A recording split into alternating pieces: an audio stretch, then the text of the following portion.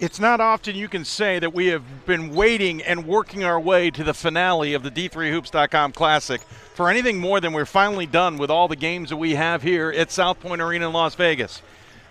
But when this schedule got put together and the top 25 started to come out and this season started to move forward, we knew we had a dandy in store to finish up the 8th annual D3Hoops.com Classic. It's number 14 Ohio Wesleyan coming in at 9-1, taking on the undefeated number 1 Whitman Blues, 10-0 on the season. It's all going to come to you live from South Point Arena here in Las Vegas as we wrap up the 15th and final game of the D3Hoops.com Classic. I'm Dave McHugh alongside Ira Thor. Pat Coleman will be joining us shortly. We'll hear from both coaches in a moment as we get ready for this one. But as Pat goes and positions himself for that, we will get you the starting lineups. We will start with Whitman since they are considered the visiting team. And with Whitman, it starts with the guard play as always. Austin Butler, the 6'1 junior from Los Angeles, California, number 0. Number 3, Joey Hewitt, 6'2 junior from Lafayette, California. Robert Colton will be in there at forward. It's number 12, sophomore from Canberra, Australia, measuring in at 6'6". Of course, you also can never forget about Tim Howell, the 6'1 senior guard, number 23 from Calabasas, California. And we skipped over him when we do apologize.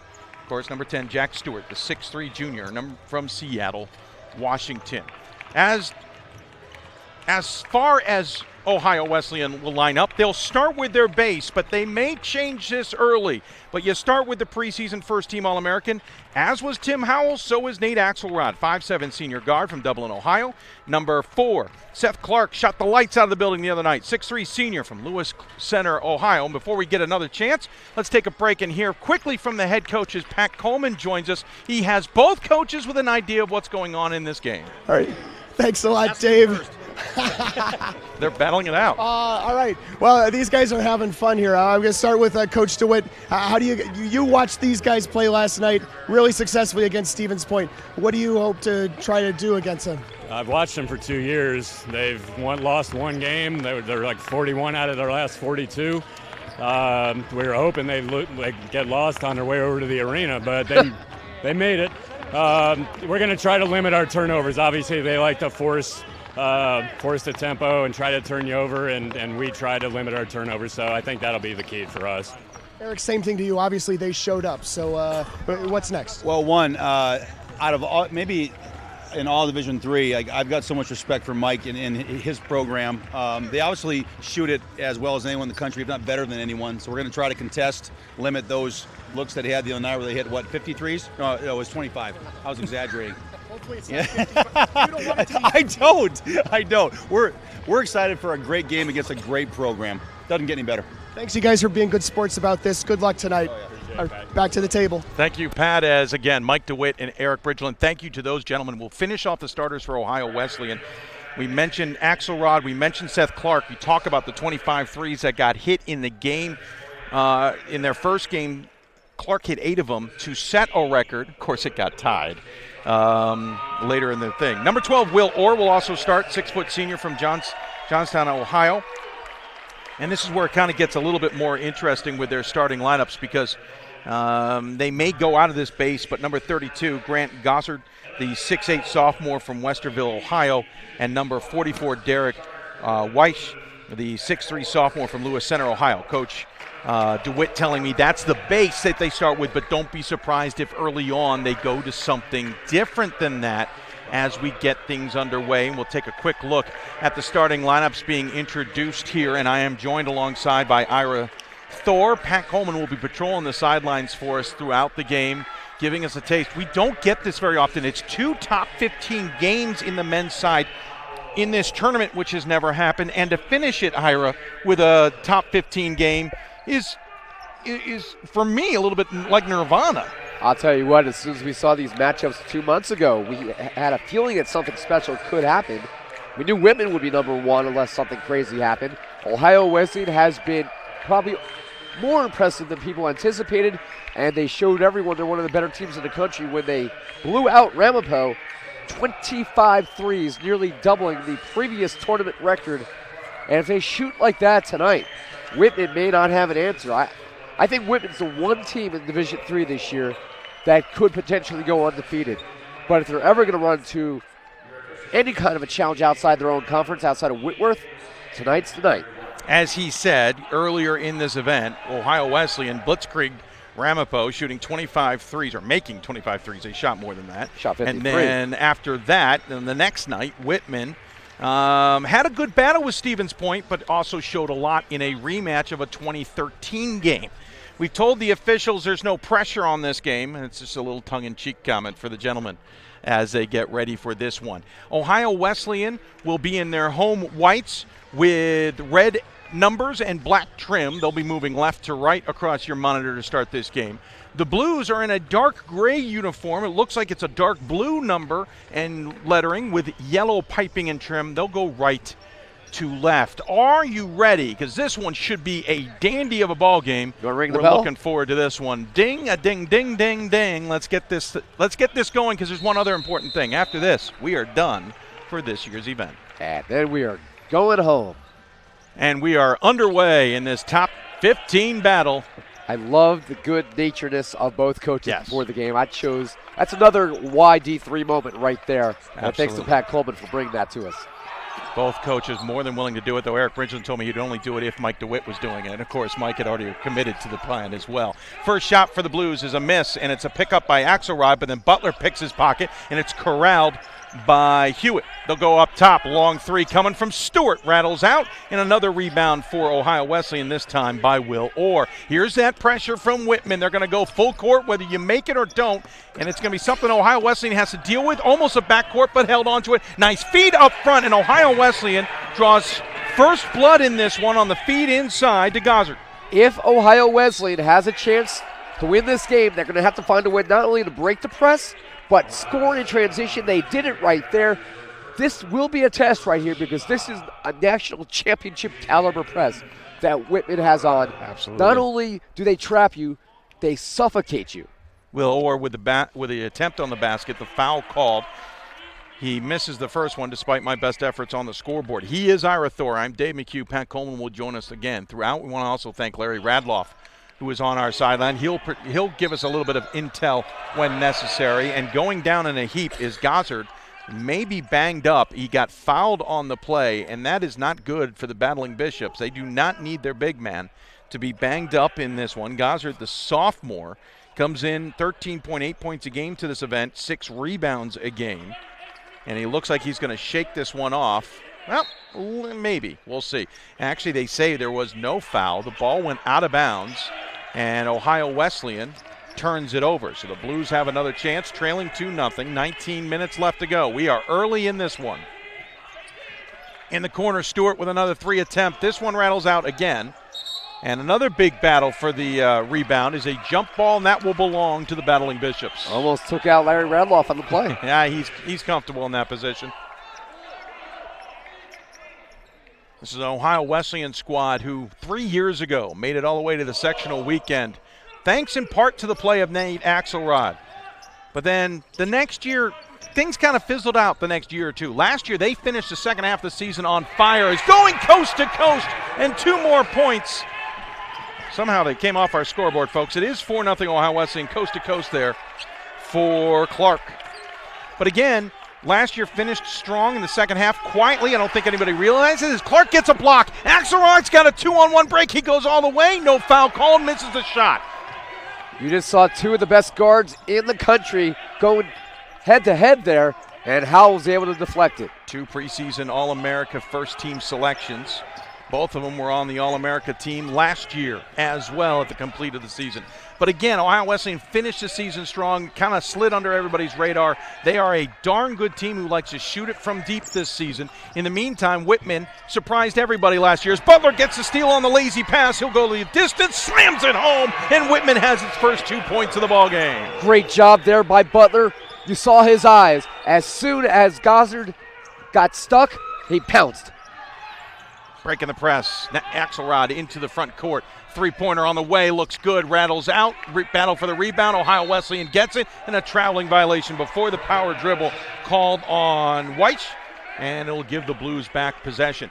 Coming into this one, Whitman forces 30.8 turnovers a game. Ohio Wesleyan coming in, averaging just 6.8 turnovers a game. That's the best in the country at the fewest committed. That is just a staggering low number. Whitman, that's what I expect.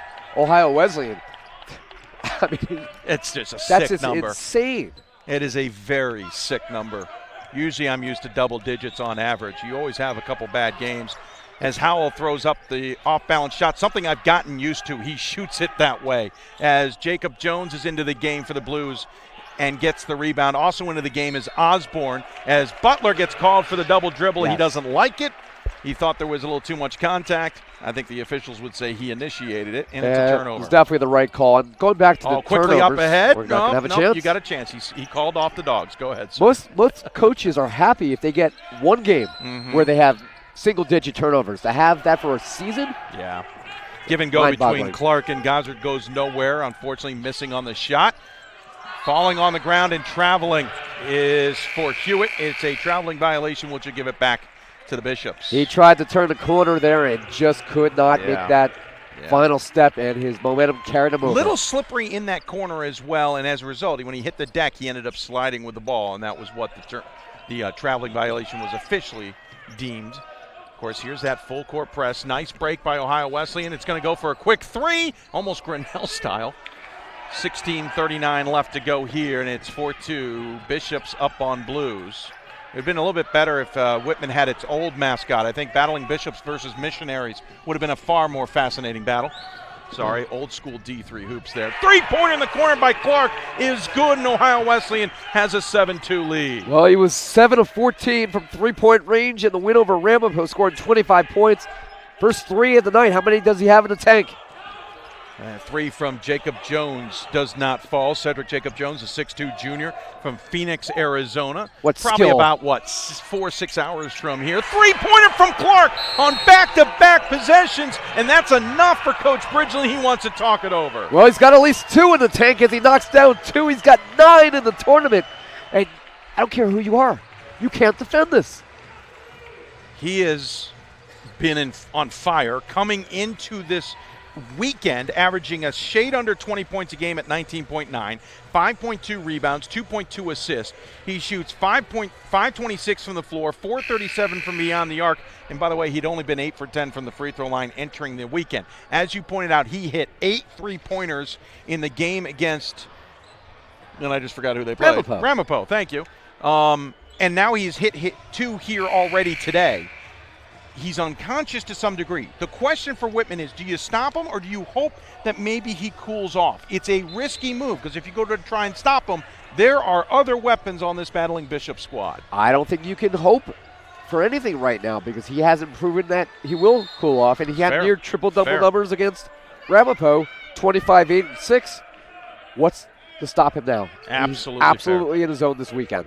A lot of you watching. We appreciate it from around the country and possibly around the world. If you are watching, you can always use the hashtag D3H or D3 Classic and interact with us. Shot in the corner, no good for Duckett, who had checked into the game. Axelrod gets the long rebound. He's going one-on-one with Stewart. Spin move off glass, does not fall. Oh, what a move, though. For the guard. The incredible speed out of this young man.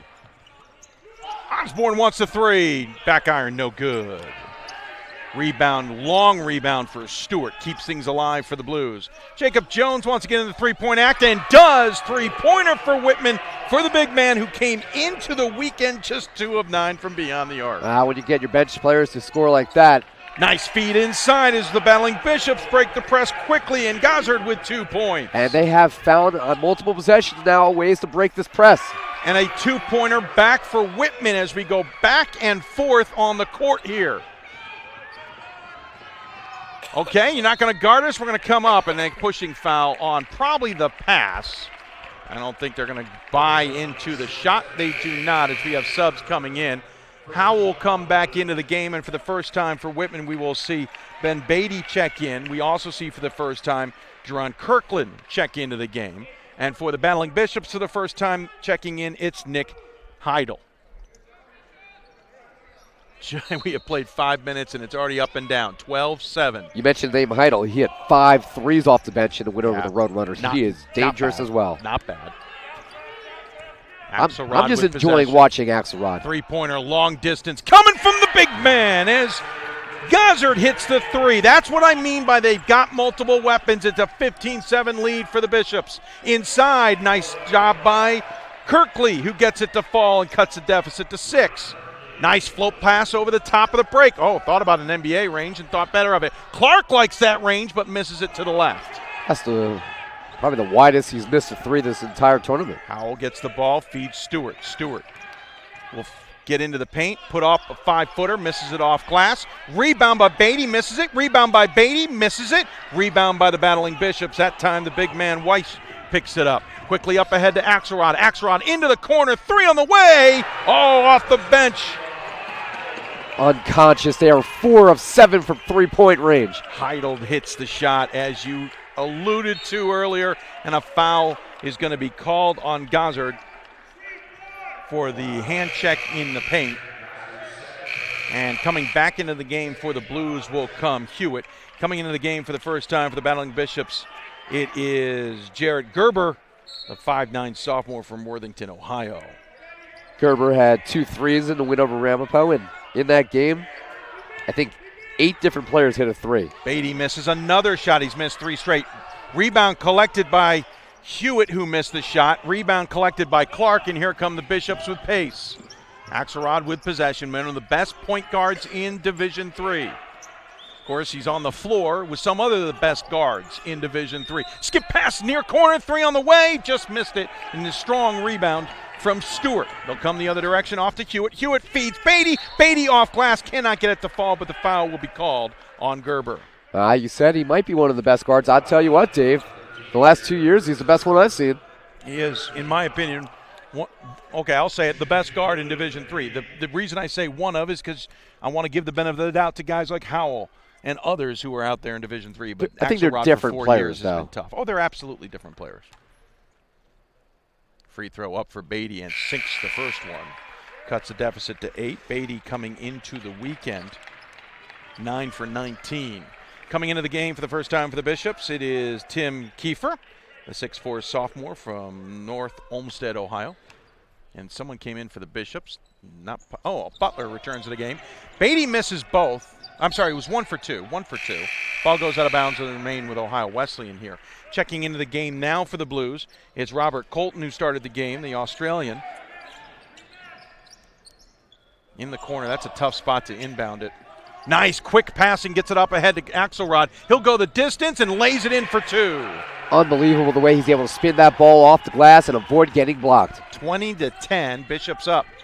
Driving the lane, and Hewitt can't get the call, goes out of bounds. It was off of the battling Bishops last, and so it will be Blues possession. Couple of blocks on that play. Both Clark and Kiefer both got a piece of it. 13:07 left, 24 on the shot clock. Ohio Wesleyan in a 2-3 zone. Butler with possession, bounce pass inside to Colton. Colton will back down his defender, misses the shot, rebound collected by Heidel. Coming up the court is Gerber, gets his pass stolen, intended for Clark. Butler will finish it off with a bit of a slam, and the deficit is 8. Butler showing some athleticism there. Yep. Clark picked up his dribble. That could be trouble. Axelrod is 90 feet from his basket, needs help. Gets it to Clark, who gets it over the timeline in time, but can they save it in bounds? It goes out. They initially rule it Blues. Ohio Wesleyan says there was a tip, but apparently Heidel's the only one making that argument. Yeah, Clark's pass a little too high there. Or again, Whitman's done Ohio Wesleyan's done a fairly good job of avoiding this Whitman press, but still you're going to have moments like that where it's going to throw you off your game. There are coaches, not that the Northwest Conference doesn't know the press, but elsewhere in the country watching how the battling Bishops do this. As Butler challenges Heidel and will draw the foul, misses the shot, but will go to the line as the Blues trail by 8. Butler 6 for 14 entering the weekend from the free throw line. Some of these numbers shockingly low for free throws for some of these guys, but that's also because Whitman has also blown out so many of their teams. They come in averaging to the weekend 107.6 points a game, and Butler airmails the first free throw. Well, those things do happen. I shot here yesterday, messing around a little bit after our last game. It is hard to see the rim if you're 6 feet tall or taller because you got the scoreboard right through the glass. And I don't think people really appreciate that. And when you're shooting free throws, it definitely is distracting. Three-pointer in the corner as Ohio Wesleyan now up 11. 12 minutes left as Axelrod again showing off his skill set. And a miss by Colton. Clark, he'll shoot. Misses it. Blues, we're just going to go into a track meet. Butler coming down, a little fake, misses the block attempt. Hewitt with the shot, misses it. Ball, Axelrod had it. What are they going to be calling? This could be fascinating. It's going to be on Axelrod. Axelrod, by the way, already has 7 assists. We haven't even played half the first half. If you're watching this game, tell your friends. We know this will be a good one. As checking out the game will be Clark. Checking in, Chris Alacco for the first time, the 6'5 junior from Hillard, Ohio. Corner 3, Stewart, rims out. Ball loose, Axelrod picks it up. It's a mini break. Axelrod will challenge Howell, and they'll call Howell for the block. Eric Bridgeland doesn't love the call. He's patrolling the sideline. He's going to try and get an explanation. Two shots for Axelrod. I would like to throw out the fact that Ohio Wesleyan tied the record for the tournament for threes in the first half against Ramapo. Well, one more assist, and Axelrod will tie the record for assists in a game in the first half. That's insane.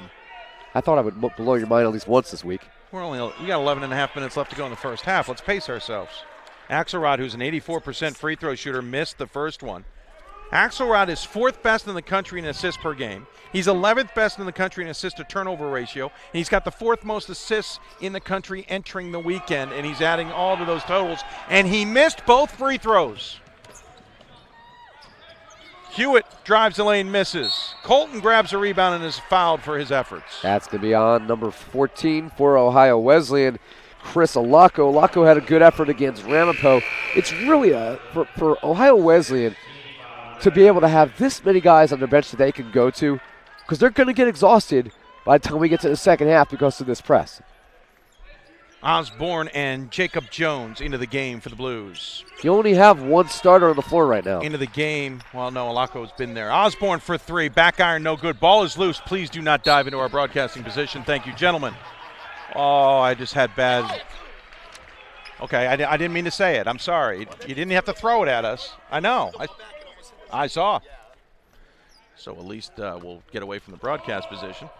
11-12 left to go here. Ohio Wesleyan has the ball, leading by 11. Nick Heidel turned around and gave us a quick smile. Did he? Yeah, it was hilarious. Oh, Nick, I'm going to have some words with you later. Love the mismatched shoes a couple of the battling Bishops wear. Well, Axelrod, when you're that good, you can wear 2 shoes. 3, buried by Alacco. And Eric Bridgeland has seen enough again and wants to talk it over again. It's a 30-second. He is now done with his 2 30-second timeouts for this game. He's only got 4 fulls left, 10:52 left. It is a 14-point lead for the Bishops. And get your record book and scratch it out, because 8 assists in 9 minutes for Axelrod. That ties the record for assists in this tournament. Justin Wisniewski with Hiram back in 2012 against Ramapo. And Lucas LaLima for Clark in 2014 against Colorado College. He needs one more. Guess what? He's got 31 minutes to do it. I remember the LaLima's game. Coming out of the timeout, it is Hewitt along with Butler, Howell, Jacob Jones, and Osborne on the floor for the Blues. Gerber, Alacco, Kiefer, Axelrod, who I don't ever think comes out of a game unless they absolutely need to, and Heidel on the floor for the Battling Bishops. Butler's got the ball, 11 seconds on the shot clock, backs down Heidel, puts up the shot, no make there. Finally, Jacob Jones puts in the shot, but draws the foul, so we'll have a chance at a 3-point play. Effort there is tremendous, as he'll try and make it a 11-point ball game, as Pat Coleman apparently has an update. Yeah, just quickly, Bridgeland obviously upset to call the timeout, but his main point was about communication, making sure the players communicate amongst themselves on the floor. Thank you, Pat, as Jacob Jones misses the free throw, but Howell battles. No, that's actually Duckett battles for the rebound and then buries the three-pointer himself and cuts the deficit to 9. Duckett with the 3 bucket, and they needed that shot to break this. He's been waiting all weekend for that, and Butler dismantles Axelrod's thoughts on a basket. And the ball has disappeared into the stables. It's going to be about 5 minutes until we get that thing back. Now.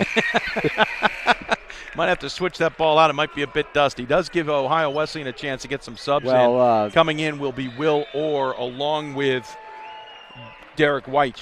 I hate to break to anybody, but they are looking at the ball to make sure it's not too dusty. I took a walk back there with Larry Radloff, and there was lots of evidence of horses being here. Oh, absolutely. Lots of this really is large one of the busiest equestrian locations in the country. 36 weeks of the year, there's something equestrian in here. That doesn't count motocross. It doesn't count bull riding. It doesn't count shows like Mecum Auto. It doesn't count other kinds of events, even presidential campaign effort. This is a very busy building. Even last year, while we were building or getting torn down ourselves, they were tearing down everything around us for the first time in our history. Axelrod has the ball, 10-minute mark as we hit the midway point. 10 seconds on the Butler just did it twice. That is another block. His leaping ability is off the charts. It is. Absolutely agree with you. Three-pointer, duck it on the way. Front iron, no good. Axelrod the rebound. I'll tell you what, when they do that slam dunk contest. Axelrod gets his pocket picked on the crossover. Osborne coming the other direction. Does not finish it off. And Duckett fouled on the rebound by Axelrod. He's got to be careful. That's his second foul with 9:37 left to go in the first. Just to finish my thought, when he's a senior, when they do the three-point contest and you can occasionally get a Division III entrant. Oh, absolutely. This young man should be in that contest. Duckett? I'm talking about Austin Butler. Oh, absolutely. Agree with you. Howell will check back into the game, as will Clark. I suspect Axelrod will take a seat. He will, and so will Butler. Also checking in for the Blues will come Beatty, and exiting the game will go Kirkley. 9:37 left, 26-17. Ohio Wesleyan the lead. Whitman has already used 2 of their timeouts, but they've only fouled twice. It is a bonus situation already for Whitman, as Ohio Wesleyan has fouled 8 times, as we just saw the 1-and-1. As Duckett hits the first of 2, he's a 73% free throw shooter. OWU has held Whitman to 21.9% shooting in the first 10 minutes of this game. Deficit now 7. And now Ohio Wesleyan has to break the press without Nate Axelrod. They'll try and go through the big man in the back and out Alaco. And they do it. Clark will now take over the point guard responsibilities. Obviously a big difference, 6'3" Clark versus 5'7" Axelrod. 12 seconds on the shot clock. It's Heidel with the ball. Now Alaco trying to look for help, and he gets it. 5 on the shot clock. Something's got to happen here for Orr, who passes it to Clark. Clark's going to force up a floater with 2 seconds left. Nearly made it. Here come the Blues the other direction. Shot from Osborne. Buries it. He finally finds a range. It's a 4-point ball game, and Mike DeWitt calls timeout. 30-second break for the Battling Bishops. We aren't very full, but we have a vocal crowd here tonight. Hope you got your seatbelts ready, folks, because this is going to be a ride as we complete this tournament. And the fans who've come down here from either Delaware, Ohio, or Walla Walla, Washington are getting their money's worth, and so are we. We waited all weekend for this, Dave, and I'll tell you what, I've been doing mental exercises where I'm putting Ohio Wesleyan in my new poll. Yeah. I might have them in the top 5 after giving them really no love for most of the year. They have showed me that they are a serious threat to beat anybody in the country. You really should listen to me more often. I try not to because it gets me in trouble. I don't blame you. As we come out of the timeout, it'll be Ohio Wesleyan possession, and Pat Coleman with an update. Mike DeWitt in that break. Be strong with the ball. Use the screens. Be patient. Sounds like a true Mike DeWitt conversation, to be honest with you, and he expects this gentleman to be on top of that, but not taking care of the ball. Almost immediately, feed to Beatty! Slam, dunk, finish! Oh my goodness, Beatty just elevates at 6'8" and makes the posterizing play right there. It's a 2-point game. Feed in the corner, Heidel, 3-ball. 29-24. Battling Bishops up on the Blues. Beatty wants to finish it off again, this time with a floater. 29-26. I mean, you can't catch your breath. And Blues get the ball back.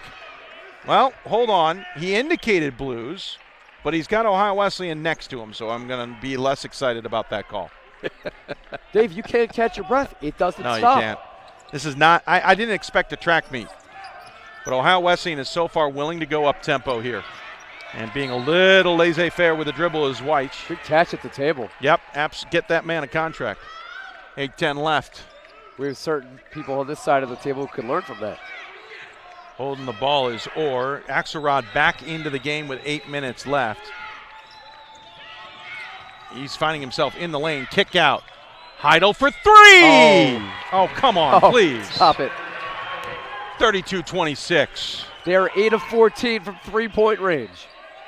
Hewitt's thinking about it. He'll go for it. No. Howell the rebound. That's a Does block. not finish it as Orr gets his hands on it. Correction, that was Weiss who got his hands on it. Long rebound. Axelrod picks it up. Mini break. Finds Heidel in the corner. Three on the way. Almost rattled in. Ball loose and will go out of bounds belonging to the Blues as Butler will get ready to check back in for somebody. A little confusion there. It is Osborne, frustratingly, who comes out.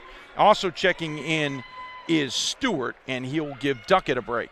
Fans who are watching this game across the country, if you've ever had someone in your life who has discounted the quality of basketball at the Division III level, I want you to take this link right now and text it to them.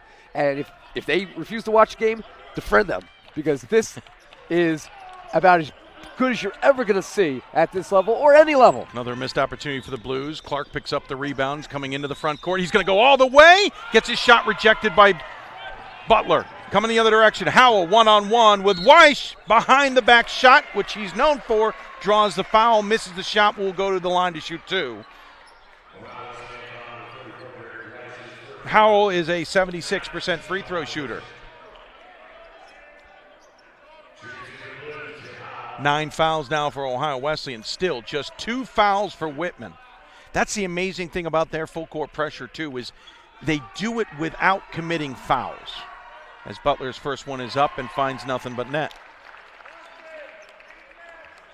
He's Ira Thor. I'm Dave McHugh. Pat Coleman alongside our photographers, Larry Radloff. We're here at the South Point Arena in Las Vegas, finishing up the D3Hoops.com Classic with a dandy of a ball game. Number 1 Whitman taking on number 14 Ohio Wesleyan.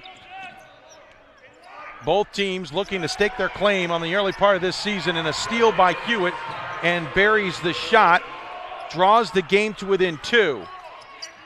Got to take care of the ball of the Battling Bishops. That's what Mike DeWitt told them. Float pass over the top, breaks the press initially. Of course, the pressure continues in the front court as well.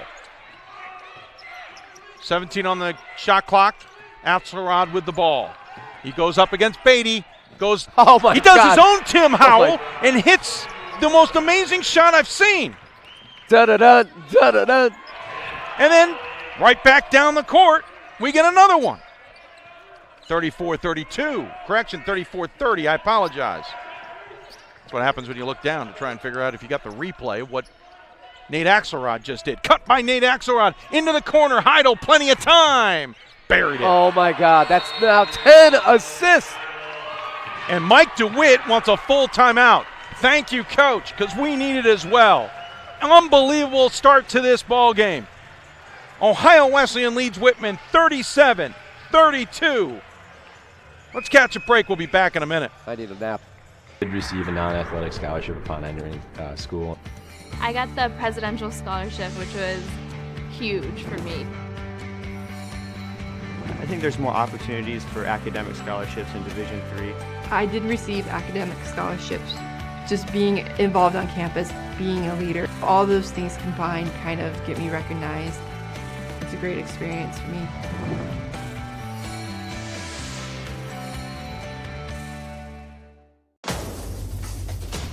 Defining moments. Championship dreams. Share the experience with your family and friends. The 2017 NCAA Division III Men's Basketball Championship, March 17th and 18th at the Salem Civic Center in Salem, Virginia. Visit ncaa.com/tickets for your tickets today. Tennessee winning. And we're back. Somehow we're back. Not sure why. I think our commercial's running out underneath. Anyway, we're back. 37-30, Ohio Wesleyan lead. Pat Coleman with an update out of the break. Great scene in the Whitman huddle, Dave and Ira.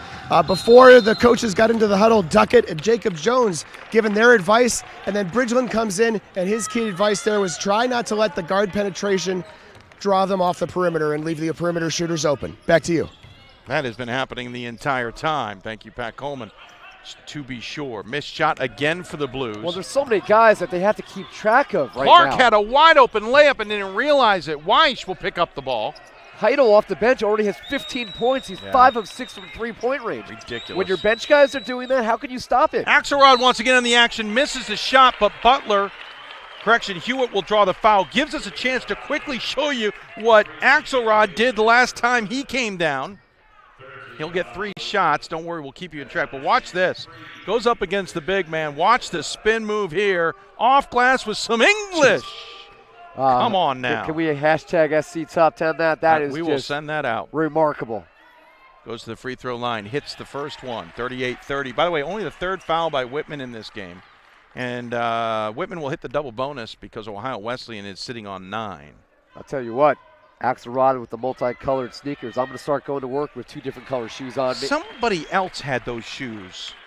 One of the other lead players from a team here this weekend had those exact same. Oh, you know what? It's Clark. He's got them too. That's who it is. I'm going to start going to work like that. Be more productive. I don't think, no. Hits all 3. 40-30, 5:37 left to go.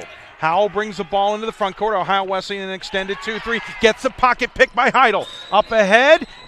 Axelrod picks up the ball and lays it in. It's just sensational.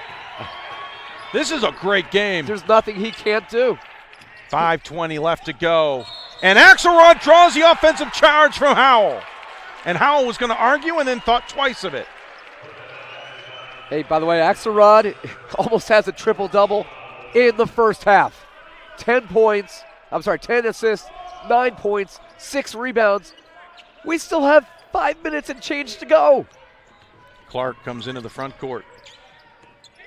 Looking for some help. Butler closing the gap. Weiss steps around, does Butler the screen.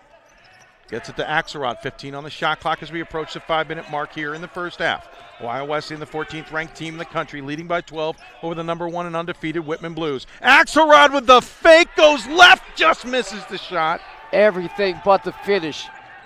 But his ability to change direction and just derail any defender in his path, it's unconscionable. Howell misses the floater inside. Weiss hauls down the rebound, gets it to Axelrod. He'll go one-on-one with Howell and get him across the front court, but double team coming from Butler. Gets pocket picked. Smart not to foul. Howell will feed Hewitt, but they will get a foul called as Weiss will help Howell to his feet. Weiss will pick up the foul. It's a double bonus scenario, so Howell will go to the line to shoot 2. And don't let the great sportsmanship there get lost. Absolutely. You do not always see that, so that's another wide D3 moment right there.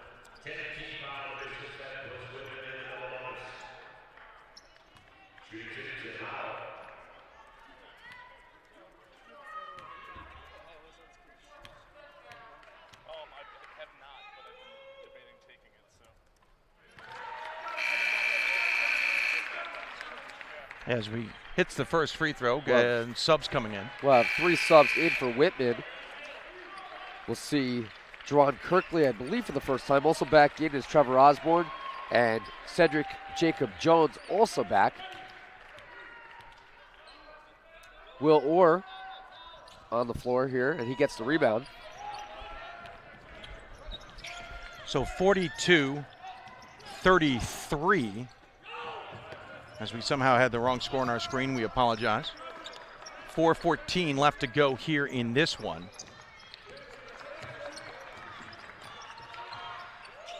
And a nice finish by Clark inside. He can even hit the inside shot.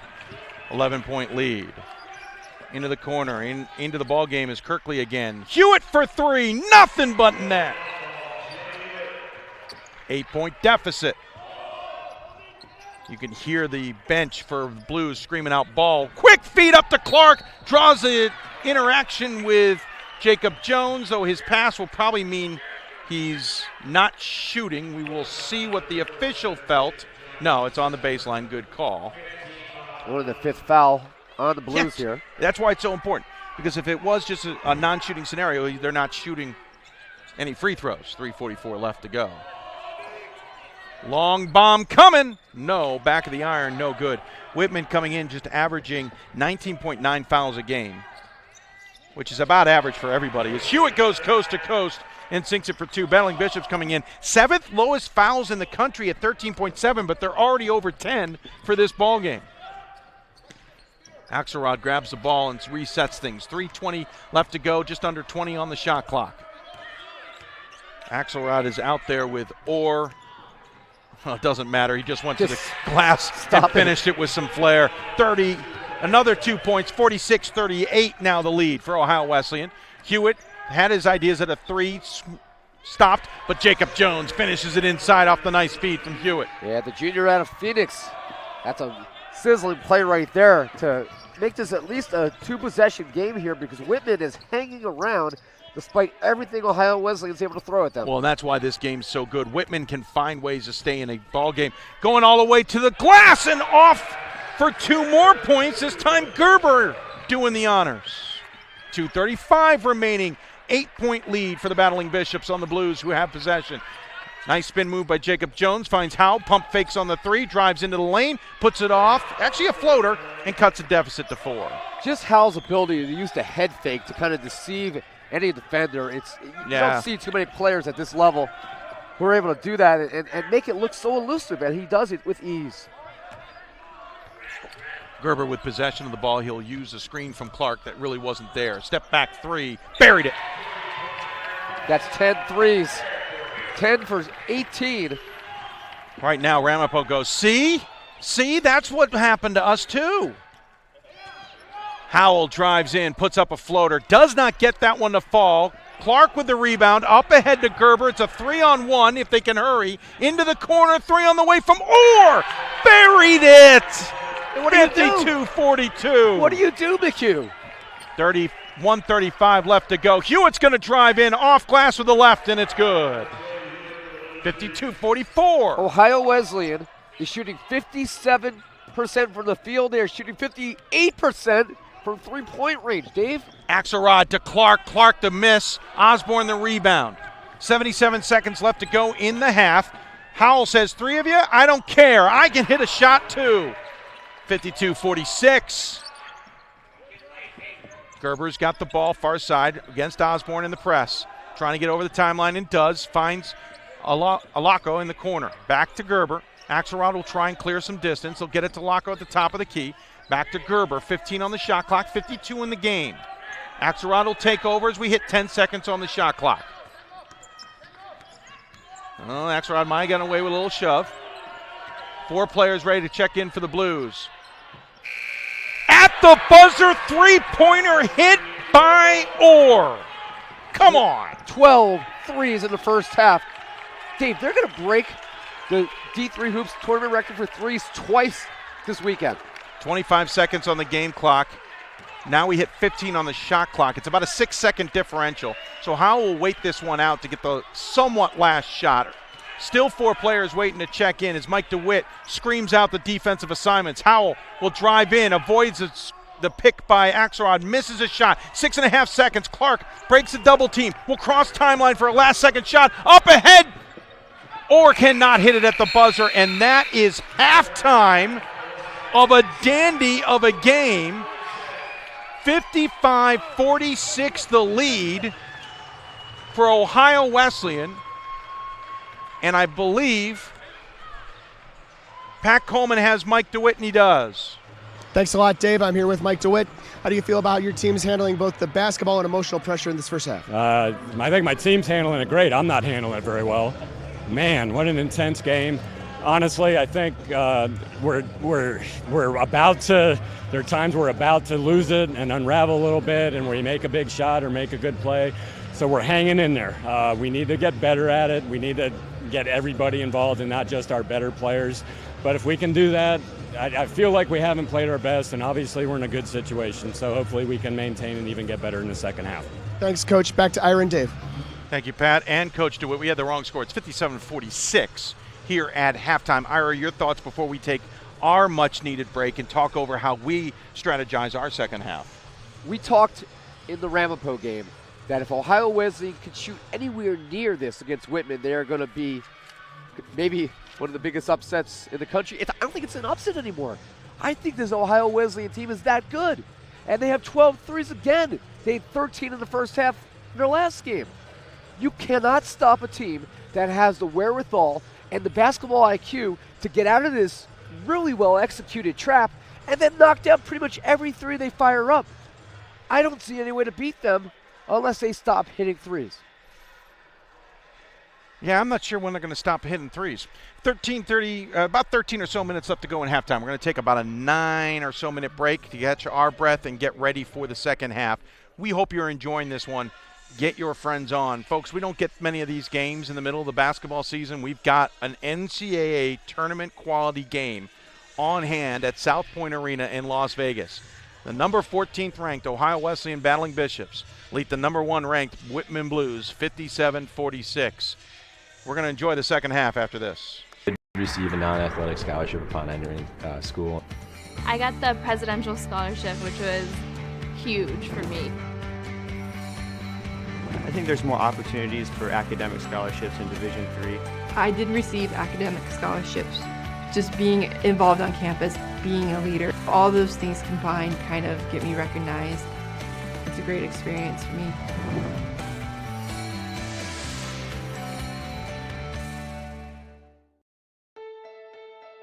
For the love of the game. That's what it's all about, they say. But for those of us who are Division III student athletes, it's more than that. It's more about team and the schools and communities we represent.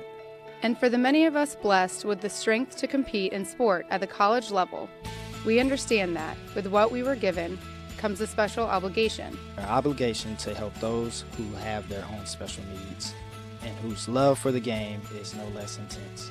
That is why NCAA Division III teamed up with Special Olympics. Since August of 2011, we and others from Division III campus communities have volunteered more than 250,000 hours, time away from the classroom and practice field, reaching across the country to coach and mentor Special Olympics athletes. And to learn that in giving, we receive so much more in return. Help us keep that dream alive. Be part of it. Get involved. You can make a difference.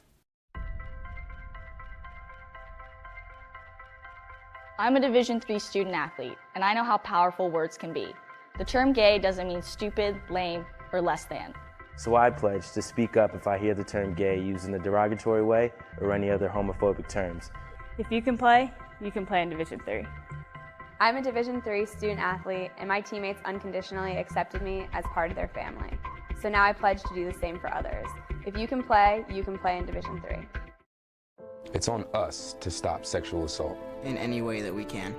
To get a friend home safe. To never blame the victim. It's on us. To stand up. To make our community safe for all. It's on us. It's on us to look out for each other at parties. It's on us. To be more than just a bystander. To step up and say something. It's on us, all of us. To stop sexual assault. Learn how and take the pledge at itsonus.org.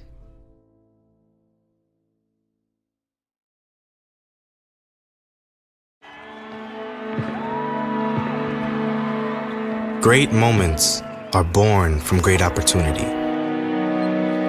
That's what you have here tonight. That's what you've earned here tonight. This is your time. Now go out there and take it.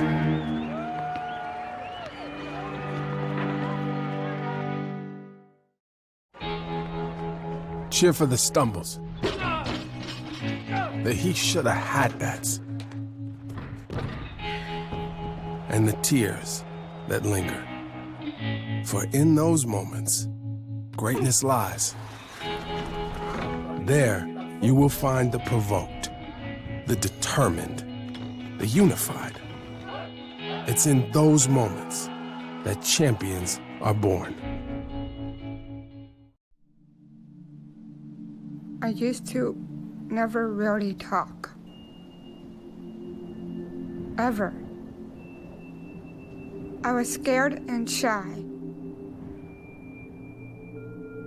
It was hard to look at people's faces. I was afraid if I said something wrong, everyone would laugh at me. But then I started to play golf with Special Olympics. I made friends and won lots of gold medals. But I learned more than just playing golf. Special Olympics helped me to find my voice.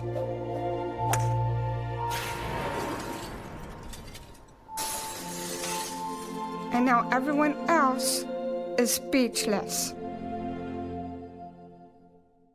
Division III allows you to give yourself to other things. Having that free time allows me to pursue the things that I want to pursue. Division III athletics affords students the opportunity to, engage in the other interests in their campus and in their lives outside of that sport. It allows you to just be able to do everything you want to do. I wouldn't change it for the world.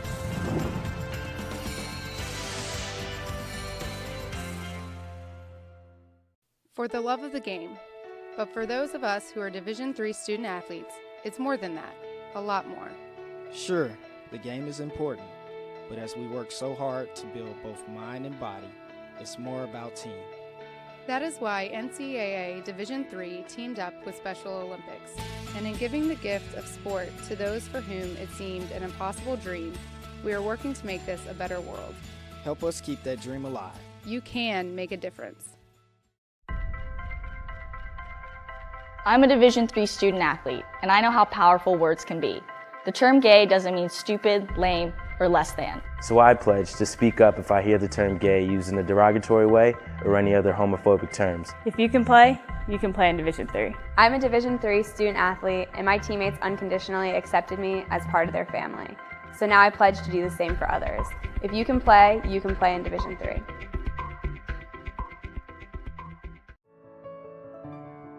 This is our It's On Us pledge. It's on us to make a personal commitment to help keep all people safe from sexual assault, regardless of race, gender, sexual orientation, or ability. Not to be bystanders to the problem, but to be leaders of the solution. We invite you to join us in this campaign by informing your campuses about the It's On Us mission.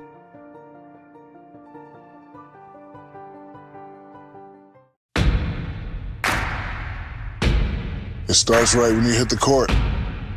You imagine your finest moment. The game-winning shot that gets you to the dance. A monster dunk or no-look pass. And cutting down the net. Sports lets us dream of our own success. And prepare us for our finest moments on and off the court.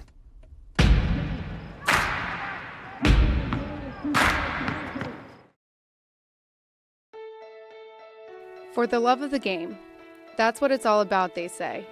But for those of us who are Division III student athletes, it's more than that. It's more about team and the schools and communities we represent. And for the many of us blessed with the strength to compete in sport at the college level, we understand that with what we were given comes a special obligation. Our obligation to help those who have their own special needs and whose love for the game is no less intense. That is why NCAA Division III teamed up with Special Olympics. Since August of 2011, we and others from Division III campus communities have volunteered more than 250,000 hours, time away from the classroom and practice field, reaching across the country to coach and mentor Special Olympics athletes. And to learn that in giving, we receive so much more in return. Help us keep that dream alive. Be part of it. Get involved. You can make a difference. We are calling you, all of you. We are calling all Division III schools to join our cause. It's on us to start the change. It's on us to be the change. It's on us. It's on Division III. It's on all of us to stop sexual assault.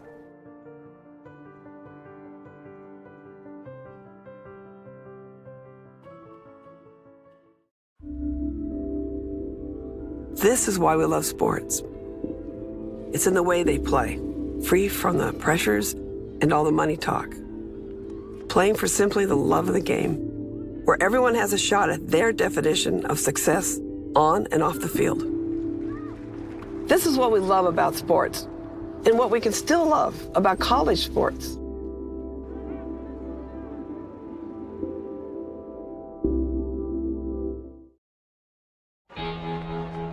Cheer for the stumbles, the he shoulda had that's, and the tears that linger. For in those moments, greatness lies.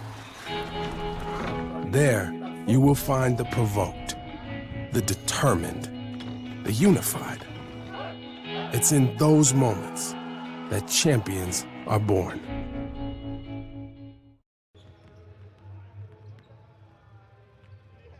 And welcome back to halftime of the final game of the D3Hoops.com Classic, 8th annual event, as we get ready for the final 20 minutes of this one. Ohio Wesleyan leads Whitman 57-46, and it's the stats that tell the story in this one. Fascinating to look at when you take a look at the fact that Whitman is 18 of 51 for a 353 field percentage from the floor.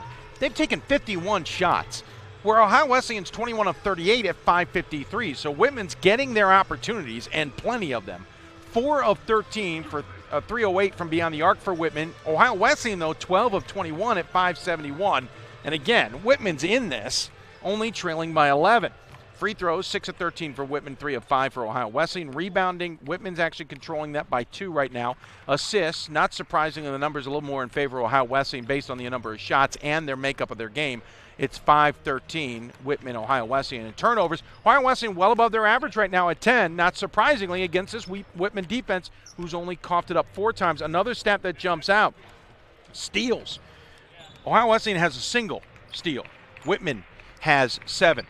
There's the stats, but let's get an idea of what's going on. And I think Pat Coleman has a chance to possibly get Eric Bridgeland. We're waiting to see if we're good. And let's see. We'll just toss to Pat and see if he's got him. He's got him, and there we go. Coach. I'll ask you the same thing I asked Mike DeWitt going into halftime. How do you think your team handled the pressure in the first half? What did Mike say? No, not this time. How do we handle the pressure in terms of what? The pressure of playing in a big game specifically. Oh no, this is great. These guys have been through the wars. You know, they're really, really good. And they're shooting the heck out of it. And every time we make a mistake, they're making us pay. You know, we had a game goal of holding them to under 15 threes, but that looks like that's out the window. We're gonna try to do a little bit better this half. Right, thanks a lot, Eric. Back to Dave. Thanks, Pat. At least Eric Bridgeland is feeling low-key about things to some degree, but hats off to him for chatting with us. We certainly appreciate that. He's awesome. And once again, an incredible first half hour. I don't want to be greedy, but do we expect a second half much the same, or should we at least maybe calm ourselves down? Well, I think there'll be some adjustments made. I mean, now that they've had 20 minutes to kind of look at what each team has to offer, and again, it's not terribly different from what we've seen in earlier games of the tournament because Whitman still executed and pressed fairly well. The difference is they have not encountered a team like Ohio Wesleyan before. Ohio Wesleyan, if they're going to hit 25 threes in backto-back games. Possibly, if this streak holds up. And again, Whitman is still playing their style. Ohio Wesleyan's having some success against it. Whitman, 7 steals already, forcing Ohio Wesleyan into 10 turnovers. Nothing to shake a stick there whatsoever. And they're only within 11 considering how Ramapo wasn't this close with how well Ohio Wesleyan shot the ball. As we are back underway here in the second half, Whitman with the ball. They're going to be in their road jerseys, if you haven't noticed already, moving left to right. They're in their grays. And a quick shot and a 3 from Whitman to get things started. That shot from Stewart. And Axelrod having trouble with the ball in the corner. And will use Clark to try and help break the press, and does so successfully. And then punched out of bounds by Hewitt. Ohio Wesleyan in their home whites with black lettering, red numbers moving right to left. Again, Whitman in their road dark grays with blue numbers, yellow piping moving left to right. And they steal another one. Butler gets it after Axelrod got forced into a mistake. And so Whitman looking to start this second half strong. Shot up, buried it, and so back-to-back threes for the Blues has cut the deficit to 57-52. I wish my computer would take my threes when I tell it to take them. Hey, man. They can't keep up. A little bit. Hey, how can the computer keep up? We can't keep up. The fans can't keep up. This is amazing. Clark, 59, hits the shot, makes it 59-52. We've already had 3 baskets in the first minute. I will say this, a little bit of Whitman giving Ohio Wesleyan its own medicine with the 3-ball. Yep. And that's an area where Whitman has struggled. They have not been a great three-point shooting team. They've been okay, but nothing at this level. Believe it or not, Ohio Wesleyan defensively, 286 against the 3. That's the 23rd best in the country. So they defend the 3 well, but they're also playing probably teams that don't shoot the 3 necessarily all that well. Off the miss, Axelrod on a mini break. If he hurries, he'll shoot 3, buries it. Both teams coming out with how they ended things, and we got a 10-point ball game. And that is their 13th 3 of the game. Miss inside, and Weiss took his eye off the rebound, but Axelrod will pick it up. And I mentioned goes that out of bounds. because the previous tournament record was 13 threes. They've now done it twice, basically in one half of basketball. Shot from the big man for Ohio Wesleyan is missed as Gossard tried to get into the three-point act. Pat Coleman will have 1 year to redo the record book. Yeah. The assist record goes down. The three-point records are going down. Heck, the accelerated heart level probably record is going to happen too. Oh, God. It's just not right. 54-64 as we try and get our computer to keep up with things here. It's taking a little bit of a hit as well as we're under 17.5 to play. Quick shot from Hewitt is a miss. Colton the strong rebound. Hewitt goes up and misses. It gives me at least a chance now that we're finally about 2.5 minutes into the game to reset the field. Of course, 2 players getting ready to check in, but for Ohio Wesleyan, it is the starters and Axelrod, Weiss. Actually, they don't have the starters because Orr is out there, also along with Clark and Gossard. And in a minute, Jacob Jones and Osborne will check in for Whitman. Howell will step out. No, he won't. Butler will step out and Colton will step out. But Howell, Hewitt, Jacob Jones, there's a little bit of confusion here. Colton will stay in. Stewart's out there. Osborne's going to end up subbing for Hewitt is the deal. As he has hit 2, or he's missed, and hits the second. So 64-55, he'll be subbed for and Osborne's in. So Osborne, Jacob Jones, Colton, Howell, and Stewart. Your 5 on the floor for the Blues. Weiss on the near side with the ball. He's better get it across the timeline. It just does before the 10-second violation. Axelrod with some English pass to Clark. Misses it off the front iron. Ball is loose. Howell will pick it up. He'll come the other direction. Not much of a break, but Howell will take it anyway. Puts it up, misses it, and hauling down the rebound is Clark. That's a shot that you really expect Howell to make, and in a game like this, he needs to. Axelrod finishes the other direction with English. 66-55, and Colton will bring it down the floor. And Howell calls for it. Gets it back to Colton, has some distance. Weiss doesn't worry about the three-point threat. Colton nearly does his own Howell impersonation. Doesn't get it to fall. A looping pass into the corner on the wing here to Orr. We'll set things up. Axelrod on the backdoor cut, but Howell gets a steal off of the less than great effort from Gossard. And then finishes on the other end. We talked about it earlier. He's got to make those shots. He hurt us second time around. And the deficit now back to single digits. Weiss with the ball. Yep, down to, 9 points. Nate Axelrod, 18 points, 11 assists, 8 rebounds. He's 7 of 11 from the field. And even when he's missed, Dave, he's looked pretty darn good doing it. Axelrod with the ball. Step in. Kick out, Clark, 3, missed. Clark's missed his first 2 threes, and Howell released on the shot and gets an easy layup the other direction, and Whitman has cut it to within 7. And a good decision, the full court pass there to pretty much set up an uncontested layup. Whitman needs those. Clark's got the ball going up against Osborne. He's going to go all the way to the lane as there's no defense inside, and Ohio Wesleyan gets back out by 9, but here come the Blues again. Stewart with the ball, hands off to Jacob Jones. Why not? Nope, front iron no good. Ball is loose, and Axelrod picks up the ball and then gets a little too much body from Stewart, who nods his head at the official, understanding he had committed the foul. Heidel will check in for Ohio Wesleyan, and out of the game will go Gozzard. And into the game for the Blues will come Butler, Duckett, Kirkley, and Beatty. The only one of that last 5 staying on the floor is Osborne. 15 left to go in this battle of top 15 heavyweights. That will change in the next poll that will come out next week. 15:06 left to go here. Axelrod tries to get it to Weiss. I think it got tipped, and the official says it did. Clark has the ball, but he's got 13 on the shot clock. Howell, nice defense, but Clark gets past him, and then Beatty hits him. And Clark will go to the line to shoot. 14:52 left. Nice job there to get Howell off balance, and then Howell still stayed with him. He almost used like a little stiff arm in a legal aspect to get that space and cause the foul. And the fact that Howell was able to stay with him and not totally lose his balance just shows the level of athlete that he is. And Clark misses the free throw off the back iron. Hope you're enjoying this one, folks. It is a tremendous ball game. Free throw is good, making it a 10-point ball game. Axelrod will take a seat, and into the game will come Jarrett Gerber. And no disrespect to Gerber because he's a fine player, but this is a chance for Whitman to try to draw closer without maybe the best player in the country on the floor. Absolutely agree with you. Butler with the ball. He'll try and hand off to Beatty, and stolen by Weiss. Well done by the Bishop's defense of just staying at home. Though I wonder if Butler had a look at the basket there that he didn't realize he had. Gerber with some fancy dribbling skills, his own mini Nate Axelrod, and finishes. But Gerber will say, no Mr. Thor. No disrespect, Mr. Thor. Watch this.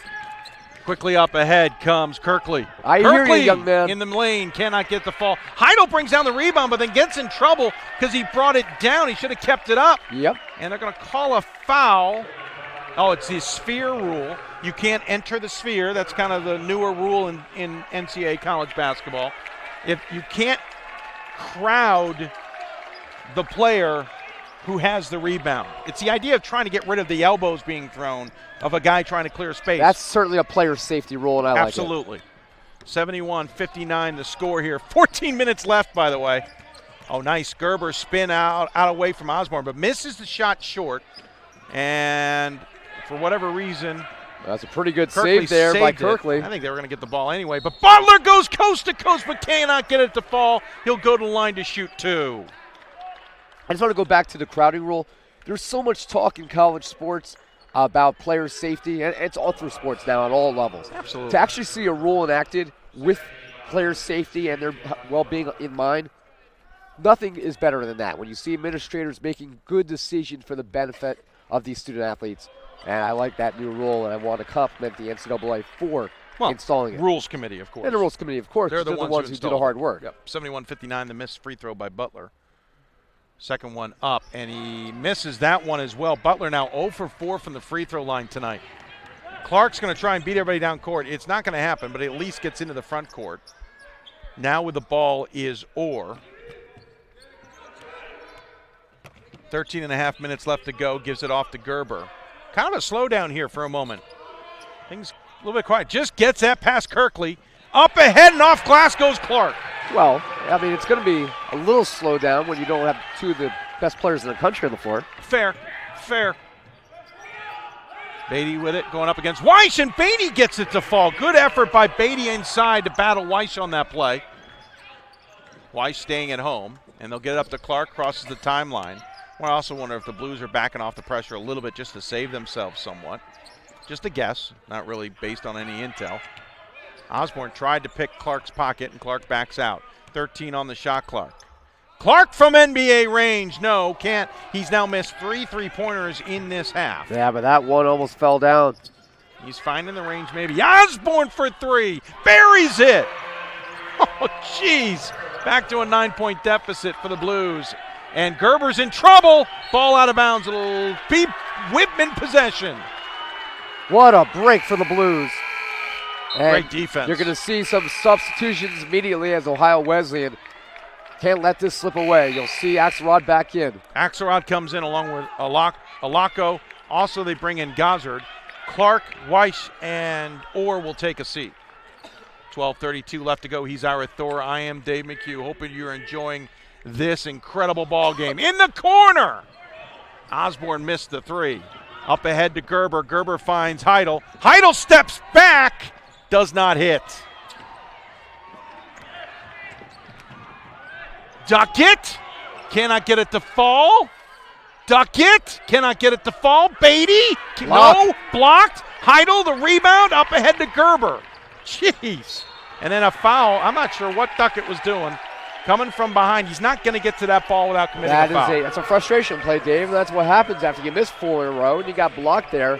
A good block by Gozzard. Listen, Ohio Wesleyan has slowed down from the three-point range. They've only hit 1 so far here in this second half. I guess it was it was illogical for them to shoot that way for the entire game. But Whitman can't counter because a question on whether there was an infraction on the inbounds. To be honest, I was more paying attention to who the subs had come in, but they call a foul instead. Axelrod just got run over. And Stewart is back in along with Hewitt, along with Kirkley, Beatty, and Osborne. Correction, Heidel lost the inbound, so it will be the infraction after all. They did call the infraction. Beatty cannot get it to finish. Might have been touched by Gozzard. Just him being there disrupts the play, whether he touched it or not. Axelrod goes coast to coast, drives it in the bottom of the backboard, but it looks like a foul is going to be called on Hewitt. And if you're wondering how big a game this is, I already got confirmation. There are national committee members watching this game, have already alerted at least us on that. The eye test is never a factor in Division III as to whether you make the NCAA tournament or how you get bracketed. But the committee still wants to watch these teams and understand who they've got around the country. And this is a big matchup for these two teams representing their regions as Axelrod hits the first free throw. Of course, Ohio Wesleyan representing the Great Lakes, Whitman representing the West region. 11:51 left to go, and we got a 10-point ball game. And Dave, to be able to get this kind of level of basketball before we get to the NCAA tournament, before we get to the new year, that's what makes this event one of the most special you have in Division III during the regular season. Hit both, 11-point lead. Duckett misses the shot, and a strong rebound from Laco. Quickly up ahead to Heidel. Heidel, hesitation, changes speed, off glass and falls. So now Ohio Wesleyan's kind of gone into an inside game a little bit. The Blues seem to have expanded their defense out and are taking pressure out and keeping the three-pointers from happening. But as a result, the interior defense is now exposed. And as a result, Ohio Wesleyan's now going off speed. Now, Blues are going to have to counter. And they're thought about a three there by Hewitt. Nice feed. Oh, Beatty wasn't expecting it. He wasn't ready. I thought that would have been a tremendous play. And the look on Beatty's face there, and he knows that it was a big mistake. Down 13. Can Ohio Wesleyan start to pull away against a team that has not played from behind like this? Yeah. 11-13 left to go. Three-pointer for Gerber is no good. They still can't knock down the threes, though. Just one here in the first 9 minutes. They're starting to struggle a little bit from this side of the court. Hewitt pushes it and gets it to fall as the deficit back to 11. As his momentum is carrying him away from the lane. Oh, absolutely. These guys are hitting shots they shouldn't be hitting. This is horse. But every shot counts. Heidel gets blocked by Beatty. Hewitt off speed, finds a lane, goes left hand, can't get it to fall. Falls into the tables. Axelrod's going to try and use speed to get to the lane. Kicks out. Heidel's got time to think about it. Cannot get it to fall, but fighting for the rebound. Shot again and a miss. So Ohio Wesleyan starting to struggle, are struggling a little bit from deep. Howell gets it to fall. Got to wonder if there's some tired arms. Shooting a lot of threes. Long distance pass. The Hail Mary is good, and Heidel hits it for two. Hey, you don't need a three if you can get the fast break on contested layup. Hewitt into the lane. In trouble. You got kicks it out to Stewart, and Howell says, give me the ball. We're setting something up. Less than 10 minutes to play. 79-68, Ohio Wesleyan in the lead. Howell can't get that to fall. Osborne tips out the rebound, collected by Hewitt. Takes a shot, misses. I wonder if both teams are getting a little bit tired, to be honest, and a foul called on Stewart as he cut off the path for Alaco. And that will be foul number 7, which is interesting for Whitman, who are being so good in the first half and disciplined. They're not being as disciplined in this second half. And I give a lot of credit there to Alaco for basically forcing that foul. Stewart was there to defend it, and Alaco kind of carried his momentum into him. Coach Bridgeland with a conversation with the officials. I guess they didn't call a foul. I guess it went out of bounds off because they are not shooting. So it's not a foul. It looks like it was a deflection out of bounds. As Axelrod's out there with Weiss. Clark's back into the game. Also was Alaco, and in the corner hiding, probably on purpose, is Will Orr. Correction, that's Gerber. Gerber and Orr look a little alike. Axelrod missed his shot, and then he cuts off Howell, and he will pick up, I believe, his 3rd foul. I don't know if that's what you want to do if you're Nate Axelrod. He will come out of the game, I promise you. He is the one player you can't afford to have in foul trouble. I'm going to double check how many he had. I think that might be his. Yeah, it is his 3rd. He takes a seat, by the way, and into the game comes Orr as a 3 in the corner is missed. Gerber hauls down the rebound. 9:17 to go. He can't waste any time here. Running out of time to get over the timeline. Does somehow. Clark backs off. Interesting. Missed it. Tired arms. Well, he pump faked. Then the team yelled at him to shoot, and then he shot and left it short. 9 minutes left to go in this one. Well, it's not just tired arms, it's also tired legs now. I don't think they're elevating 79, like they were before probably these a fair tough argument. shots. 79-68. And do you blame them? They played a lot of basketball. Three-pointer missed by Stewart. And we're not talking about just regular Clark run-of-the-mill opponent basketball. You're talking about 2 nationally ranked teams, including the number 1 team in the land, and have to put everything into it. Driving the lane, blocked by Stewart. Here come the Blues. Almost got picked because they didn't realize Gerber was coming back. Howell off glass, can't get it to fall.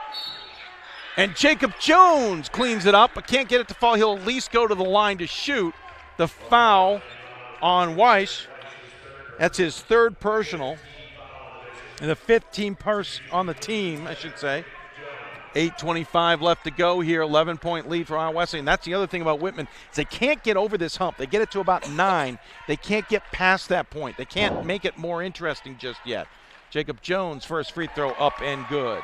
And just to try to give everybody a little perception of what Ohio Wesleyan is tasked with here. In less than 48 hours, they have to play a number 6 ranked team in the country and the number 1 ranked team in the country. And that's not something you traditionally will do until you're deep in the NCAA tournament. Cuts it to 9. Let's be honest with Whitman. They played a heck of a game against one of the best defenses in the country, even if they're a down team in Stevens Point. A team that's won 4 national titles last night, and now they got to play Ohio Wesleyan. Stevens Point may not be nationally ranked, but they're pretty good still. Well, in the Northwest Conference, they play back-to-back all the time. They didn't have to travel in between the 2 games. That's true, too. Shot up. No good. That's a fair point, Mr. Coleman, who joins us there. And keep forgetting about that, about the travel. Of course, Ohio Wesleyan has a different schedule. As the ball goes out of bounds, Ohio Wesleyan will lose it. And a full timeout. I think that's because that's all that's left for everybody. Full timeout called by Ohio Wesleyan, and it'll give us a chance to take a break ourselves. 79-70. Ohio Wesleyan leads Whitman. We got 8:02 left to go in this one. It starts right when you hit the court. You imagine your finest moment. The game-winning shot that gets you to the dance. A monster dunk or no-look pass, and cutting down the net.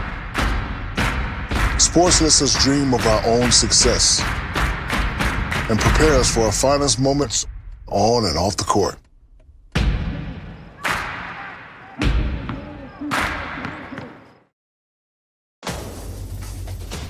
Defining moments. Championship dreams. Share the experience with your family and friends. The 2017 NCAA Division III Men's Basketball Championship, March 17th and 18th at the Salem Civic Center in Salem, Virginia. Visit ncaa.com/tickets for your tickets today. Welcome back as Ohio Wesleyan leads Whitman 79-70 as we get underway after the timeout. 8 minutes left to go here in the ballgame. Second half, less than 8 to play. Number 1 team in the country trails number 14 by 9 as teams have cooled off. Ohio Wesleyan is 9 of 23 in the second half. Whitman is 9 of 29. Both teams shooting below what they were shooting in the first half. Ohio Wesleyan, more importantly, 1 of 14 from beyond the arc. As Howell gets it to fall, and that's the closest they've been in a while. It's down to 7. Now, we talked about the only way we thought Whitman would have a true chance is if somehow Ohio Wesleyan would stop hitting threes the way they have. And they have. Well, Weiss is going to take his shot at it and airballs it. And the ball goes out of bounds and will stay Ohio Wesleyan. And they're not even close on some of these now. No, they're struggling. They're struggling. Absolutely agree with you. And they may have to kind of change things up a little bit. Well, now. and the Blues are helping them to some degree. Again, they've extended that defense. It's allowing them to get to the lane. The question is, what does Whitman do next? As checking back into the game comes Hewitt. Feed inside, back to the basket. Shot is good for Alako, who got the feed from Clark on the inbounds. Hewitt's out there along with Butler, Jacob Jones, Stewart, and Hewitt for the Blues. Jacob Jones, spin move it at 5 feet. Weiss stays in front of him. Weiss gets the block! And then a foul, ill-advised. He's either going to go against Butler or it's going to go against Jacob Jones. It's Jacob Jones picking up the foul. And that's probably a relief if you're Whitman that it's Jones and not Butler. I will say this, Ohio Wesleyan, if they're not able to knock down these threes, they got to be able to convert inside, and they've been able to do that to maintain at least what is still close to double-figure lead. So Weiss will go to the line as that that 7 fouls on Whitman gives him a 1-and-1 opportunity. First free throw is up, no good. So don't take advantage of the opportunity. 81-72 the lead, but Whitman has the possession. Maybe gaining a little bit of momentum here, we shall see. Hewitt with the ball back to Stewart, who pump fakes on the long 3. Hewitt decides he'll take it. He buries the 3. The deficit 6, and it hasn't been this close in a while. Ohio Wesleyan has to be smart, and they throw it away. Hewitt's got it. He wants another. No, misses it. Stewart grabs the rebound. This is that moment where the Blues could change the course of this game with a couple timely shots and some defensive stops. Oh, Ohio Wesleyan is not protecting the basketball now. They're going to have to get Axelrod in the game. He's actually walking over to the table just as we mentioned him. Howell goes around the screen, finds himself in the lane, puts up a floater and misses it. Weiss can't hold on to the rebound. Stewart for 3. We have a 3-point ball game as Whitman has climbed back into it and Coach Bridgeland calls timeout. What an outcome here for Whitman. A big break as Weiss can't hold on to the loose ball and the wherewithal to knock down the 3. And it's the 3 ball that Whitman struggled with so mightily in the first half when they were just 4 of 13. Well, they got 5 already here out of, I believe, 10.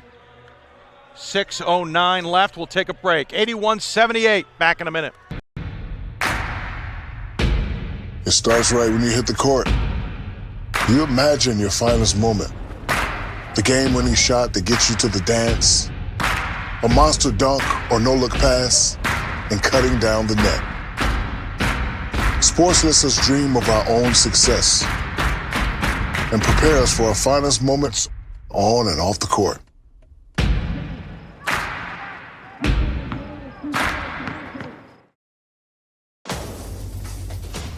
Defining moments. Championship dreams. Share the experience with your family and friends. The 2017 NCAA Division III Men's Basketball Championship, March 17th and 18th at the Salem Civic Center in Salem, Virginia. Visit ncaa.com/tickets for your tickets today. Welcome back as it's 81-78. Ohio Wesleyan up on Whitman, who has climbed back into this game as we get ready to start things up with 6:08 left. And Ohio Wesleyan with the ball, and they will cross the timeline. It is Clark out there now, back with Axelrod, along with Alako and also Gozzard. Also on the floor is Heidel now for the Battling Bishops. Definitely their shooting team, as it were, but they have struggled in this half to shoot. Kick in the corner. Heidel for 3. Missed it. Battle for the rebound. Gozzard gets it. Axelrod will collect the deep throw out. Presence of mind of Gozzard to know where his point guard was and kick that out immediately. kick out. Gozzard pump fakes on the three. Jacob Jones bought it. Into the corner. Heidel for three. Goes in. That fell halfway in. Came out. Bounced 2 times and finally fell. Three-pointer. The second one made of the half for Ohio Wesleyan. Hewitt drives. Can't get it to fall. And Jacob Jones picking up or Gozzard? Gozzard. And will that three? It was three, a good call. Either one of them was pushing. Will that three be what it takes to ignite the Battling Bishops here in the final 5 minutes? By the way, that's a 6-team foul on Ohio Wesleyan, so the next opportunity will be a shooting. Osborne into the game for the Blues. Weish into the game for the Battling Bishops. Butler also checked into the game for the Blues. 3 timeouts left for both teams. I'll fix that. You'll see it flash on the screen. Ignore that. Butler the feed to Jacob Jones. Can't get it to fall, but a foul, I think, called on Weish. That should be his 4th. It is his 4th personal. Team is at 7, so everybody's in the single bonus right now. Jacob Jones goes to the line. He will shoot 2. He was 6 for 6 coming into the weekend. Tonight, he's 2 for 3, at least as of our last stats. And the first one falls. A 5-point ball game. Both teams have 3 timeouts. Both teams have committed 7 fouls. Weiss, the only player I can think of in foul trouble, as Jacob Jones misses the next one. And so Clark only gets 1 point. Fast hands there to grab that rebound. A lot of hands reached for it. His were the fastest. Axelrod waving off Weish. I think he was going to set a ball screen. 5 minutes left. Axelrod being guarded by Osborne. Weiss will come over to set a screen. That might be a foot on the line. Missed it anyway. Duckett picks up the rebound. Is going to go one-on-one with Axelrod, who backs off because of 3 fouls, and Duckett gets the easy one there. Cuts the deficit to 3. 4:35 left to go here. Clark helps get it across the timeline. Heidel is not afraid to shoot. Misses it, though. And the Blues are cut within 3. Could tie the game with the right shot or at least cut it to 1. Jacob Jones has it off the feed from Duckett, and a foul I think is going against the Blues here, and I think it's going against Jacob Jones for a player control. And bailed out there because Weish could have very easily been fouled out of this game. His 3rd personal foul. Heidel will check out. Into the game comes Orr for the Battling Bishops. On the floor, it's Axelrod, Orr, Weish with 4 fouls. Clark and Alaco, and they get the ball stolen. Axelrod's on the floor, and he thinks he got hit in the face. Something then happened on the baseline. I apologize. Missed that as I looked down at Axelrod. Well, the turnover happened, and once again, the Bishops can protect the inbounds pass. 84-81. So 2 free throws on a shot here by Duckett. And the official holds up time to check with Axelrod, who must be bleeding. So they will get time to look at him here and start a 20-second clock. Axelrod thinks he's okay. Trainer's going to take a look at him, so we get a brief moment to pause. Trainer looks back at the officials and says, I don't see anything. And so that 20 seconds is over. 4:14 left. Battling Bishops 84-81 on the Blues. And that children out there playing basketball is why you wear a mouth guard. And which he does, by the way. Yes. Duckett, 73% free throw shooter, hits the first 2-point ball game. Beatty checks in and replaces Jacob Jones.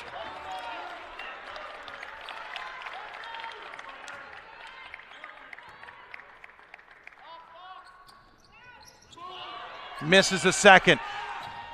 Unbelievable rebound and put back by Hewitt. Ties the ball game at 84 with 4:05 left to go. Clark will cross, try, nope, picks up his dribble, at least gets it to Axelrod. Less than 4 minutes to play. We're not at 84. Get your popcorn ready, folks. They should already have it in hand. Oh, get a refill. Axelrod being harassed by Osborne. 6 seconds on the shot clock. A little hesitation dribble, slice in the lane, finishes it. I just keep throwing my hands up in the air every time he takes one to the rim. Him and Howell put on a show. And it's just a treat to watch this. And I don't think any of us thought that 10-point lead was safe. No. Hewitt for 3. 1-point lead for Whitman on the 3-pointer as Hewitt has caught fire. And it's the 3 game of the Blues that is now changing the dynamic of this game.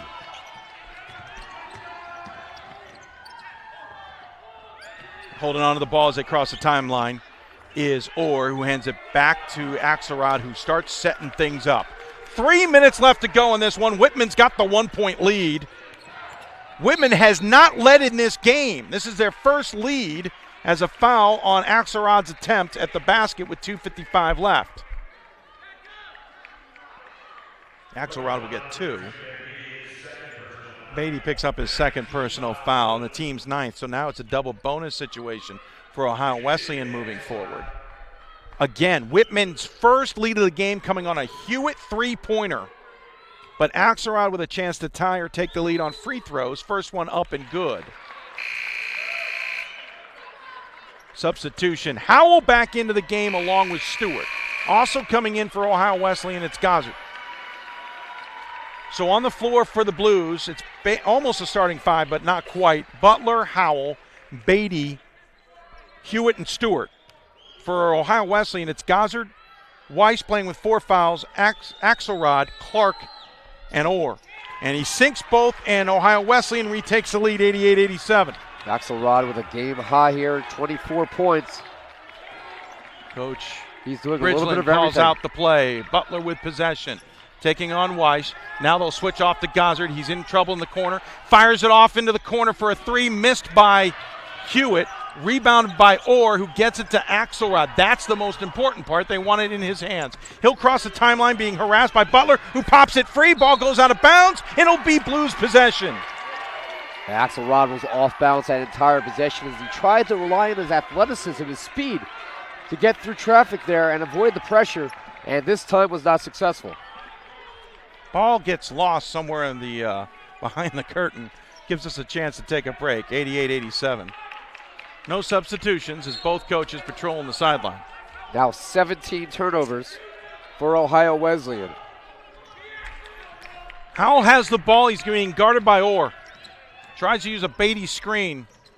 Howell gets the floater, and Whitman takes her second lead of the game, 89-88. Whitman has scored 24 points off those turnovers, a 24-4 differential in that category right now. Points off turnovers. With the ball. Trying to use a Gossard for screen, which is now gone. Weiss will come over. Remember, Weiss playing with 4 fouls. He's played quite a while now with 4 fouls. They need him for rebounding more than anything. Clark now has the ball. 8 seconds on the shot clock. Trying to back Howell down and will so. Finds Weiss on the backside and a block by Butler from behind. 1:45 left. Howell comes into the front court, puts up a floater. That one falls. Whitman has its biggest lead of the game, 91-88. How did that possibly fall? Off balance, body going away from the basket. Clark crosses the timeline. It's a 3-on-3 scenario. Gives it to Gossard, misses it high off the glass. Howell pulls down the ball. 85 seconds left. Both teams have 3 timeouts. Coach Bridgeland tells him to slow things down. Howell sees the play call and will set things up 45 feet from the basket. And Dave, if you're the number 1 team in the country, you got to be able to close out a game like this that you did not play your best. We're going to find out if the Blues truly are the best team in the land. Howell puts up another floater. This one is going to be missed, and a foul's going to be called on Butler for climbing over Weiss. Weiss will now go to line. Coach Bridgeland wants an explanation and doesn't like it. I think it's the right call. Weiss was in position, and Butler put his arm down on Weiss's back to climb over him to get the ball. I would agree with you there, and at this point of the game, though, you have to give your everything up on these plays. Absolutely. And that's not necessarily a bad foul. 63 seconds left. Whitman leads by 3. Weiss can't give him the lead here, but he can certainly help cut the deficit. He came into this tournament 1 for 3 from the free throw line. So far today, he has not visited it and misses the first one.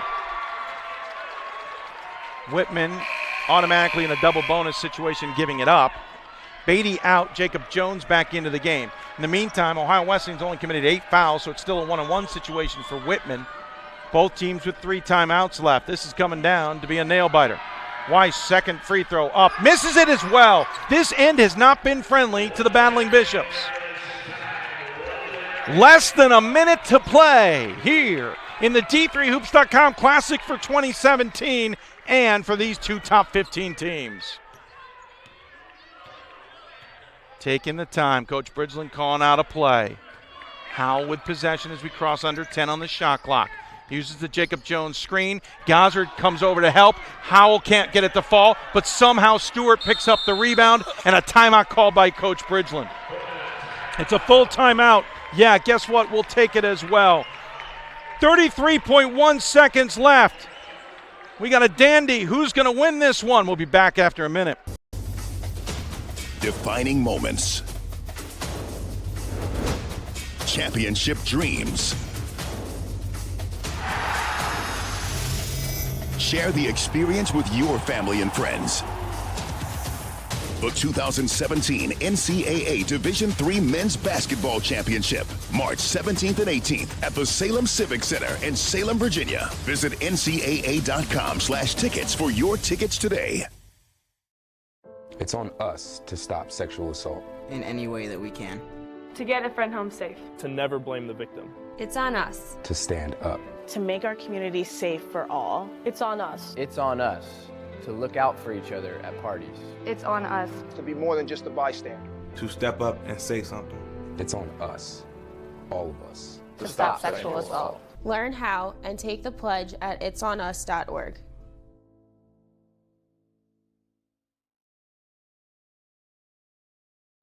Welcome back. Whitman, the number 1 team in the country, has stormed back to take a 3-point lead on Ohio Wesleyan. Coming out of the timeout, Butler will inbound it to Howell, who's being harassed by Orr.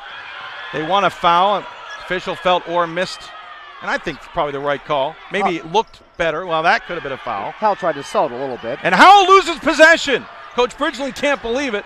Both non-call and losing the ball. So Ohio Wesleyan down by 3, 13 seconds left. Clark into the lane and hits the 2. Cuts it to 91-90, and Ohio Wesleyan calls timeout. They ask for a 30, and I think they have one. We'll confirm it in a moment. Not sure what's going on here as Howell's coming over and talking about the slippery spot. Bridgeland looking over at the officials, wondering why he didn't get the call. Doesn't matter. I think on the inbounds, Ira, I don't think there was a foul there, but I'd agree with maybe some Whitman fans. Saw a little push off from Orr there. Well, the second time around, I think you could have made a case for a foul. Yep. I'll tell you what, though. You got to foul immediately as soon as the inbounds comes in. Do not allow them to run any clock off because I'll tell you what, Ohio Wesleyan has struggled mightily from three-point range. How surprising is that to go so cold, so fast? Yeah. So they're going to have to draw something up if they get the ball back. 8.9 seconds left. Both teams have 2 timeouts left. Ohio Wesleyan is shooting doubles if they're fouled. Whitman is only in a 1-on-1 scenario. 94 feet. Whitman's got to protect the ball as the music is still playing for some reason, and now a foul immediately called. And I think it's on Gozzard. I'm not sure who. On Clark. It's on Clark. So we'll go shoot free throws here. Butler will check in again with Axelrod. Heidel also checking in for Ohio Wesleyan as they go to the shooter lineup. What's important is only 1.4 seconds comes off the clock. So no matter what happens, there'll be plenty of time for Ohio Wesleyan to come down and try to tie it or win it. This is also the last opportunity for the 1-on-1. Howell will shoot 1-on-1 here. The next foul by Ohio Wesleyan will shoot it into the double bonus. So it's Weiss, it's Heidel, or Axelrod, and I can't tell who else is out there. Howell puts up the free throw and misses it. Weiss collects the rebound, gets it to Axelrod, and he's fouled smartly by Butler there. Well, maybe not. Timeout. They called timeout? They did. Well, hold on. Oh, he's actually looking at, he wanted it on the rebound. You're right, he did call timeout. I apologize.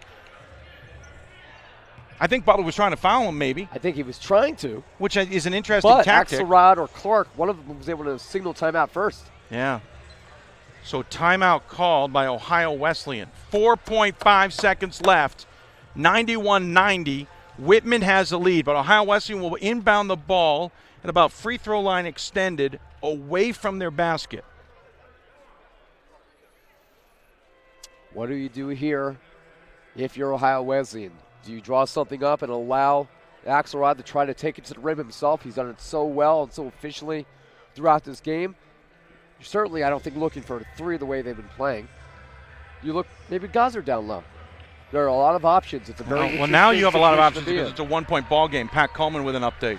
First option out of the Ohio Wesleyan huddle is try to get it to Nate. If it can't get it to Axelrod right away, get it to Seth Clark. And then Clark's goal is to still try to get it to Axelrod for the final shot. 4.5 seconds left. Not a lot of time to work with. They got to go about 75 feet. We'll see what happens, folks. And timeout immediately called by Bridgeland. No surprise there. We'll keep it here. It's a full timeout, but we're going to keep it here. That's one reason. 4.5 seconds left. That's one reason, Dave, in a game like this, well-coached teams will at least keep one timeout in the bank. Yep. That way, out of a timeout, you have the option to real quickly look at what they're presenting and make some quick adjustments. So a really good job there by Coach Eric Bridgeland. Let's reset things. Ohio Wesleyan has led this game by as many as 14 with 10:56 left to go in the first half. Whitman didn't get their first lead until about 6 minutes to go in the game. They have led by as many as 3. They currently lead by 1, 91-90. Battling Bishops will have the ball again about 75 feet from the basket, inbounding on the near sideline. Every foul is a double bonus from here on out. There are 1 timeout left for both teams. Axelrod, I think, has 3 fouls. Weiss has been playing long minutes with 4 fouls. Axelrod has 4 fouls. Oh, he does. I was wondering 24 if points, 11 assists, 9 rebounds. Heidel off the bench is 22 points. On the floor, Jacob Jones, Stewart. Heidel's out there. Osborne, Hewitt, and Butler for Whitman. It's Axelrod or Weiss will inbound it. They're going to try and get it to Axelrod, having trouble. He better get rid of it. 5-second violation. Weiss waited way too long. He had a timeout to burn, and Mike DeWitt has that look on his face. That is 2 things in a row as Eric Bridgeland will call his final timeout. Axelrod got tied up. He was the only one they wanted to get the ball to, and well, why else? Be honest with you, Weiss was looking over the top, though. He was trying to go over the top and should have just called timeout. They should have, but Whitman was swarming every option they had. Should have called timeout. So we'll see what happens. 91-90. Whitman's got the lead. They'll have to inbound the ball on their end. It obviously will be probably a foul to immediately stop the inbounds and have them shoot the double bonus with 4.5 seconds left. That's the call here if you're Ohio Wesleyan. And no matter what, even if Whitman's able to hit the 2 from the line, you still have a chance to tie this. Chance. Absolutely, you still have a chance. 4.5 seconds left. They hit 2, you got a 3-point play or a 3-point option here with 4.5 seconds. So it'll be Heidel, Weiss, or Axelrod and Clark on the floor for the Bishops. I don't know yet for the Blues as they are taking every minute or every second of this timeout. Whitman is now out of timeouts. Ohio Wesleyan still has 1, so even if they foul and there's free throws, they can set something up. It'll be Howell, Jacob Jones, Hewitt, Stewart, and Butler on the floor for the Blues. Look for the quick foul from the Battling Bishops. They will not use their timeout most likely here. Weiss will guard the inbound. No foul yet. We'll get it inbounds and now foul. Butler a little aggressively on Jacob Jones, but he wanted to make sure he got it. Only lost 0.7 of a second. It's down to 3.8. Jacob Jones goes to the line here, and he struggled there. He hasn't been great today. Foul was on Clark but he there. shoots 2 no matter what. Foul was on Clark there. Now Clark's going to be inside close to the basket for a rebound. So Axelrod already telling the official when they're going to want a timeout potentially.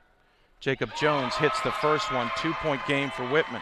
You have a very athletic guard near the basket. Time out called by Ohio Wesleyan. They call their final timeout to set something up, because here's what you got to worry about. Jacob Jones missing the shot on purpose to force the issue here. 92-90. 3.8 seconds left. No timeouts remaining. The question is, do you have Jacob Jones miss or do you have him make? I have to have a make here, because as much as Ohio Wesleyan has struggled in the second half shooting 3-pointers, the adrenaline you would have to think with 4 seconds left, the way they've been able to hit shots, I think that's going to give them a golden opportunity to hit one, especially when you have somebody like Axelrod with the ball in his hands who could potentially find somebody streaking up court. You got to make it and put yourself in the situation, Dave, where the worst that could happen is you go to overtime. Again, 3.8 seconds left. He's Ira Thor. I'm Dave McHugh. Pat Coleman also patrolling the sidelines. As we get ready, no timeouts remaining for either team. Jacob Jones is going to have one more free throw to take for Whitman to either make this a 3-point ball game or purposely miss it to give Ohio Wesleyan less of a chance or even an opportunity for a rebound and a quick foul again. It's risky. Every coach has a different philosophy in these scenarios. The Blues pull everybody off the line, so I doubt he's going to purposely miss it. I don't think you give a free rebound if you do. Misses it. Weiss collects the rebound off to Clark. 2.5 seconds. He'll put up the runner. No! Misses it to the left. A 14-point lead for the Battling Bishops. Not enough to hold on in the second half. And an incredible battle between number 1 and number 14. Mike DeWitt and Eric Bridgeland take a long time to talk about that game to each other before they will go down the line to shake hands. They may not see each other until the NCAA tournament and may not see each other till deep if both teams can do it. But this was an NCAA tournament type game, and hats off to both squads. But most importantly, hats off to Whitman to come back in this one, take advantage of an Ohio Wesleyan squad that was cold in the second half, and pull off the victory and remain undefeated. The only way that Whitman was able to come back in this game was if they were going to start hitting some threes and if Ohio Wesleyan was going to stop being as hot as they've been throughout this entire tournament. For Whitman to come back in this fashion and pull this victory out shows why they are undisputedly the number 1 team in the country. Pat Coleman catching up with Eric Bridgeland. We heard from him post-game. Thanks a lot, Dave. Coach, just felt like you guys wore them down at the end. Is that how it felt from your end? Boy, Or wore you down? it wore us all down. I think, if they're going to keep hitting threes, I mean, we had no shot. But it was like, it's sooner or later percentages play. Maybe the second day in this deal. I'm just proud of our guys for hanging in there. Battling, making the plays late. To come back and get it. Over a phenomenal team. That could be a Final Four team. You coached your team all the way to the Final Four last year. What style of game or what kind of game, what level of the tournament do you think this most represents? Is this like a Sweet 16, an Elite 8, round of 4? I would say Sweet 16, Final Four, one of those, or Elite 8. Yeah, no question about it. And they've been there. They're as good as it gets. So we knew they would be ridiculously good, and they were. And we needed a test like that anyway. So this was a tournament game, no doubt about it, a deep one. Great. Thanks a lot. Congratulations. Thank you. Appreciate it. Back to Dave and Ira. Thank you, Pat Coleman, and thank you, Eric Bridgeland. Also, thanks to Mike DeWitt, who talked to us pregame and at halftime as well. I want to thank the coaches for their time. Whitman comes back from a 14-point deficit that they had at halfway through this first half of this ball game to win this game by 2, withstanding the fact that Ohio Wesleyan went 2 for 19 beyond the arc in the second half after going 12 for 21 in the first half, Ira. They went cold for whatever reason. As one who's been in this gym for 8 years, that side doesn't tend to be the cold side. They were hot on the cold side and cold on the hot side. I don't know what you could point to as the reason Ohio Wesleyan shot just 2 of 19 from three-point range, 10%. After shooting 57% in the first half. What I can say is this: a lot of basketball against some really good teams, and even athletes in really the prime of their life, there's only so much that you can do on a full tank before you're basically playing on steam. And you can't jump as high, you can't extend the arms as long as you have, and the threes are going to stop falling. And Whitman was able to, as Coach Bridgeland said, withstand them. And I think we've seen today what undoubtedly is the best team in the country in Whitman. I think you can make a strong case right now, and I am a believer, that Ohio Wesleyan is a top 4 team in this country. Yeah, top 5 for sure. I think maybe top 10 is maybe a safer number to go with. We'll just say that for now. It's certainly going to give us voters a lot to think about, even with a loss. At a neutral site, Dave? Oh, I know. I'm not disagreeing with you. To give I'm Whitman, just saying it's certainly an interesting conversation to be had. Whitman, by the way, could very easily run the table. If they don't get challenged in their league by Whitworth, is there anybody else left on their schedule that could challenge them to this degree? Let's take a look at the final stats from this game, because that's really some of the amazing parts for this. For Whitman, they ended up taking 95 shots in this one, converting on 35 of them for 36.8%. 10 of 26 from beyond the arc, going 6 of 13 in the second half, slightly better than their first half numbers at 38.5%. 12 for 26 from the free throw line, only 46.2% on the free throw line, which nearly cost them in the end because you just don't know where you're going to give away some points. In the meantime, Ohio Wesleyan was 34 of 71 at 47.9%. That's a drop off of 8% from their first half numbers. They certainly got a number of good looks inside in the second half, but they were 2 of 19 in the second half from beyond the arc, finished 14 of 40 at 35%, and they were 8 of 14 from the free throw line. They also didn't shoot well at 57.1%. Rebounding 58-52 between these two teams in favor of Whitman. 8 assists for Whitman to 16 for Ohio Wesleyan, but 8 turnovers only for Whitman and 18 for Ohio Wesleyan. So Whitman won the turnover battle that they were hoping to win. Also steals, 12 for Whitman, 3 for Ohio Wesleyan, and then you get into the other stats that we can't put on the screen. In the paint, Whitman won 46-38. Off turnovers, Whitman won 25-6. Second chance, they won 21-5. Ohio Wesleyan won 16-10 on fast breaks, and the bench points were equal, 36-34. Leading the way for Whitman, 23 points, leading not all scorers, but Joey Hewitt, 9 of 22, 4 for 8 from beyond the arc, and Hewitt hit a couple of key shots in that stretch that gave Whitman their first lead. He was 1 for 2 from the free throw line with 9 rebounds, 2 assists, and 5 steals to lead everybody. Second team with 21 points was Tim Howell, 9 of 24 from the floor, 3 for 5 from the free throw line with 7 rebounds as well. You had 11 points from Cedric Jacob Jones, including free throws down the end. You had 10 points from Darnay Duckett. You had 7 points from Ben Beatty, 6 points from Trevor Osborne, 6 points also from Jack Stewart, 4 points from Austin Butler, 2 points from Robert Colton, and 2 points from Jerron Kirkley. And we mentioned that Stewart had 10 rebounds. But and the one stat here that certainly pops off the page and we didn't really get the focus on during the game, offensive rebounds, 23-5. You mentioned the second chance points. But I don't always agree that offensive rebounds is a stat you can compare because one side's on one side of the court, one side's on the other. What you can compare is that 23 offensive rebounds to 47 defensive rebounds for Ohio Wesleyan. Let me get through Ohio Wesleyan. 24 points to lead all scorer for Nate Axelrod, 8 for 14 from the floor, 1 for 3 from beyond the arc, 7 of 9 from the free throw line. He had a co-team high 9 rebounds, all of them defensive, a game high 11 assists, but he also had 5 turnovers. Second on the team with 22 points was Nick Heidel on 8 of 15 shooting, 6 for 12 from beyond the arc, most of those coming in the first half. He had 5 rebounds as well. 19 points for Seth Clark on 8 of 17 shooting, 2 for 8 from beyond the arc. Again, most of that coming in the first half. 1 of 2 from the free throw line, but he was only 2 for 8 from beyond the arc. He had a co-high 9 rebounds, 2 assists, 3 turnovers. 7 points each for Gozzard and Gerber, 6 points for Will Orr, 5 points for Chris Alaco. And again, this team committed 18 turnovers, which is not the norm for them. Yes, Whitman's 58 rebounds. They had 23 of them on the offensive end, 35. That's where the second chance opportunities at 21-5 comes in favor of Whitman. Of the 52 rebounds Ohio Wesleyan had, 47 of them came on the defensive end. Those offensive rebounds, especially against a team of Ohio Wesleyan's caliber and their athleticism, that's just sheer hard work and desire. They wanted this win. Not that Ohio Wesleyan didn't, because they surely did.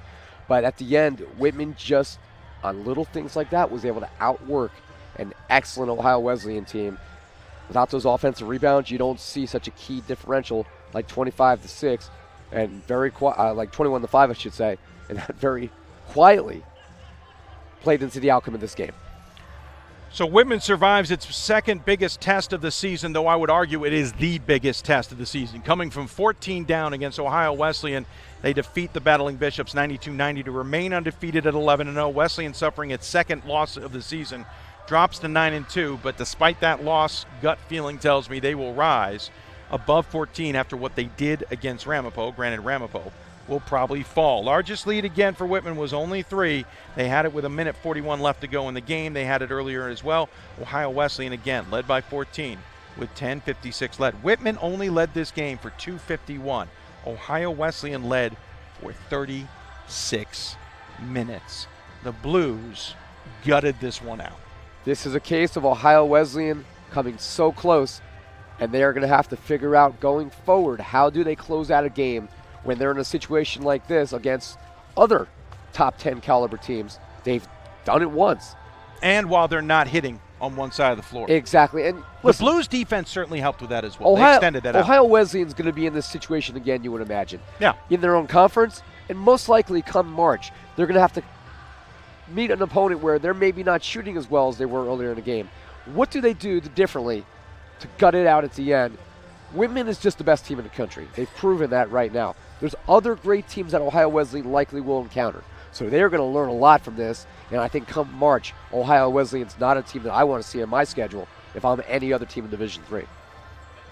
I want to thank all the sports information directors for all 15 schools that were involved in the D3Hoops.com Classic this 8th year. They certainly were helpful. We appreciate them taking the time to do that.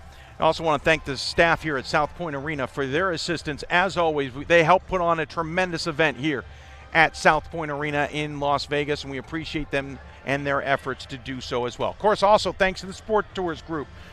Can't do this without them. They do an amazing job, and if you're interested in coming out to the 9th annual D3Hoops.com Classic or the 10th annual D3Hoops.com Classic, give Sports Tours a call or give us a ring. We will help you get in touch with them.